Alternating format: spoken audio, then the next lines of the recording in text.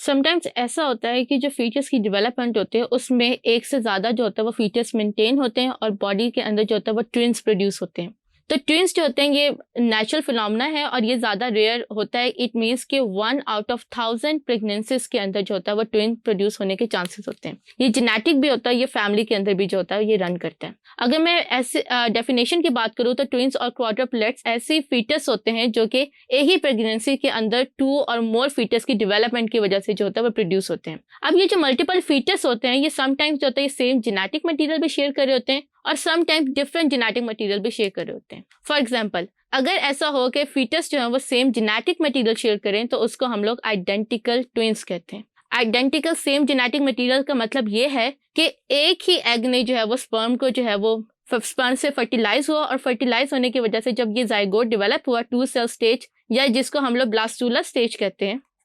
Blastula stage के अंदर जो है वो सेल्स जो है वो due to some unknown reasons आपस में सेपरेट हो गए और सेपरेट इस तरह से हुए कि हर सेल ने एक कंप्लीट फीटस जो है वो डेवलप किया। अब इस फीटस की डेवलपमेंट की वजह से जो बेबीज होते हैं वो समटाइम्स कंप्लीटली आइडेंटिकल होते हैं या समटाइम्स जो होता है वो हाफ जेनेटिकली आइडेंटिकल होते हैं। हाफ जेनेटिकली आइडेंटिकल इसलिए होते हैं क्योंकि जो फीटस की जो लेयर्स होते हैं जिनको हम एमनियोटिक लेयर्स कहते हैं, जब ये फीटस प्रोड्यूस होते हैं तो हर बेबी के सराउंड पे जो होता है या हर बेबी को एमनियोटिक लेयर्स जो होती है वो सराउंड कर रही होती हैं। तो हर एमनियोटिक लेयर सराउंड करने का मतलब क्या है कि हर बेबी की जो डेवलपमेंट है उसकी एनवायरनमेंट डिफरेंट होगी, जिसकी वजह से जो बच्चे के थोड़े बहुत बिहेवियर या उसके जो फिंगरप्रिंट्स हैं वो डिफरेंट हो जाएंगे और उसके अलावा अदरवाइज जो बच्चे का जेनेटिक मटीरियल है वो अपने फीटस के साथ जो है वो 100% रिजेंबल करेगा। इसके अंदर क्योंकि सेम होता है तो इसमें जो होता है इनके ब्लड ग्रुप्स और इनके जो सेक्सेस होते हैं वो सेम होते हैं। दूसरे जो ट्विन्स होते हैं उनको हम लोग फैटर्नल ट्विन्स भी कहते हैं।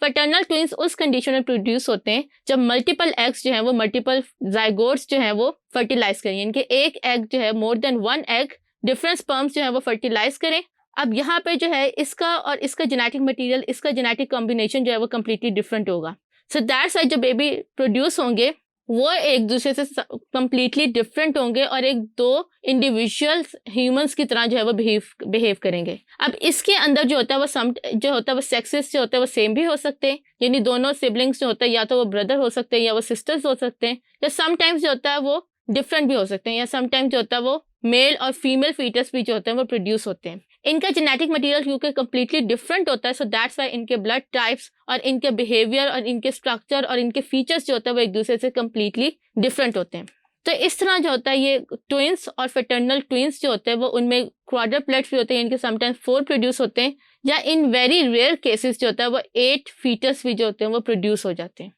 Thank you.